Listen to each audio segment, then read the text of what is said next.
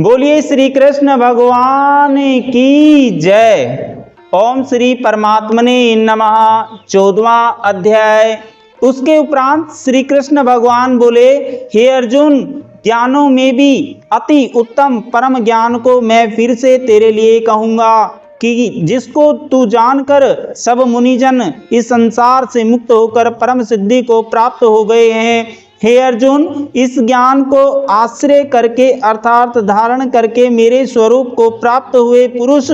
सृष्टि के आदि में पुनः उत्पन्न नहीं होते और प्रलय काल में भी व्याकुल नहीं होते हैं, क्योंकि उनकी दृष्टि में मुझ वासुदेव से भिन्न कोई वस्तु है ही नहीं। हे अर्जुन, मेरे महत ब्रह्मा रूप प्रकृति अर्थात त्रिगुणमयी माया संपूर्ण भूतों की योनि है, अर्थात गर्भधान का स्थान है, और मैं उस योनि में चेतन रूप बीज को स्थापन करता हूँ। उस जड़ चेतन के संयोग से सब भूतों की उत्पत्ति होती है। तो हे अर्जुन,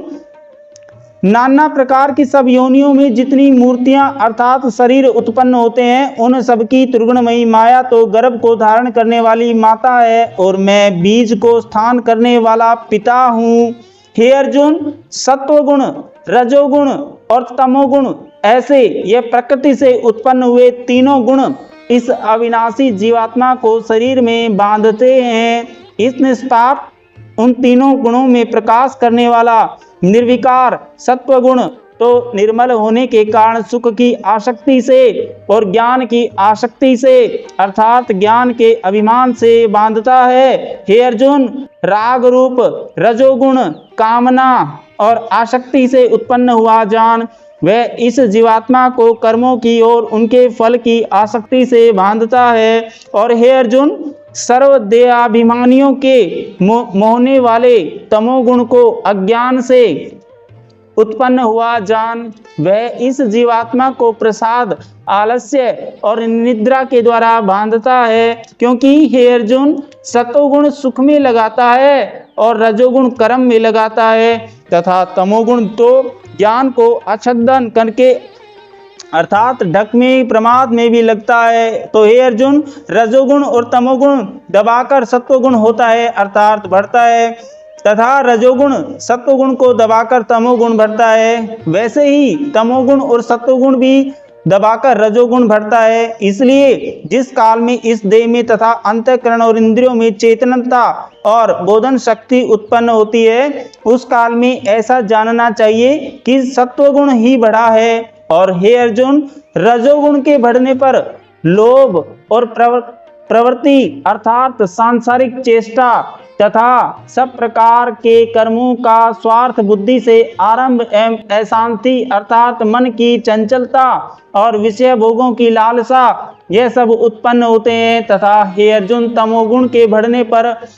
अंतःकरण और इंद्रियों के अप्रकाश एवं अकर्तव्य कर्मों में अप्रवृत्ति और प्रमाद अर्थात व्यर्थ चेष्टा और निद्रादि अंतःकरण की मोहिनी वृत्तियां यह सब ही उत्पन्न होते हैं। हे अर्जुन, जब यह जीवात्मा सत्वगुण की वृद्धि में मृत्यु को प्राप्त होता है, तब तो उत्तम कर्म करने वालों के मल रहित अर्थात दिव्य स्वर्गादि लोकों को प्राप्त होता है। रजोगुण के बढ़ने पर अर्थात जिस काल में रजोगुण बढ़ता है उस काल में मृत्यु को प्राप्त होकर कर्मों की आसक्ति वाले मनुष्यों में उत्पन्न होता है, तथा तमोगुण के बढ़ने पर मरा हुआ पुरुष कीट पशु आदि मूढ़ योनि में उत्पन्न होता है, क्योंकि सात्विक कर्म का तो सात्विक अर्थात सुख ज्ञान और वैराग्य आदि निर्मल फल कहा है, और राजस कर्म का फल दुख एवं तामस कर्म का फल अज्ञान कहा है। सत्वगुण से ज्ञान उत्पन्न होता है और रजोगुण से निसंदेह लोभ उत्पन्न होता है, तथा तमोगुण से प्रमाद और मोह उत्पन्न होता है और अज्ञान भी होता है। इसलिए सत्वगुण में स्थित हुए पुरुष स्वर्ग आदि उच्च लोकों को जाते हैं, और रजोगुण में स्थित राजस पुरुष मध्य में अर्थात मनुष्य लोक में ही रहते हैं। एवं तमोगुण के कार्य रूप निद्रा प्रमाद और आलस्य आदि में स्थित हुए तामस पुरुष अधोगति अर्थात कीट पशु आदि नीच योनियों में प्राप्त होते हैं। तो हे अर्जुन, जिस काल में दृष्टा अर्थात समष्टि चेतन में एक ही भाव से स्थित हुआ साक्षी पुरुष तीनों युगों के सिवा अन्य किसी को करता नहीं देखता है, अर्थात गुण ही गुणों में बरतते हैं ऐसा देखता है, और तीनों गुणों से अति परे सच्चिदानंद घन स्वरूप मुझ परमात्मा को तत्व से जानता है, उस काल में वह पुरुष मेरे स्वरूप को प्राप्त होता है। तथा यह पुरुष इन स्थूल शरीर के उत्पत्ति के कारण तीनों गुणों को उल्लंघन करने पर जन्म मृत्यु वृद्धावस्था और सब प्रकार के दुखों से मुक्त हुआ परमानंद को प्राप्त होता है। इस प्रकार भगवान के रहस्य युक्त वचनों को सुनकर अर्जुन ने पूछा कि हे पुरुषोत्तम, इन तीनों गुणों से अतीत हुआ पुरुष किन किन लक्षणों से युक्त होता है और किस प्रकार से आचरण वाला होता है, तथा हे प्रभु भगवान मनुष्य किस उपाय से इन तीनों गुणों से अतीत होता है। इस प्रकार अर्जुन के पूछने पर श्री कृष्ण भगवान बोले, हे अर्जुन, जो पुरुष सत्वगुण के कार्य रूप प्रकाश को और रजोगुण के कार्य रूप प्रवृत्ति तथा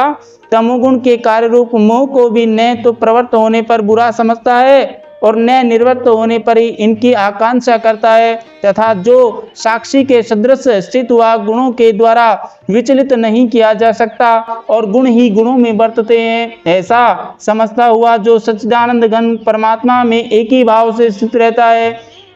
एवं उस स्थिति से चलायमान नहीं होता, जो निरंतर आत्म भाव में स्थित हुआ दुख सुख को समान समझने वाला है, तथा मिट्टी पत्थर और स्वर्ण में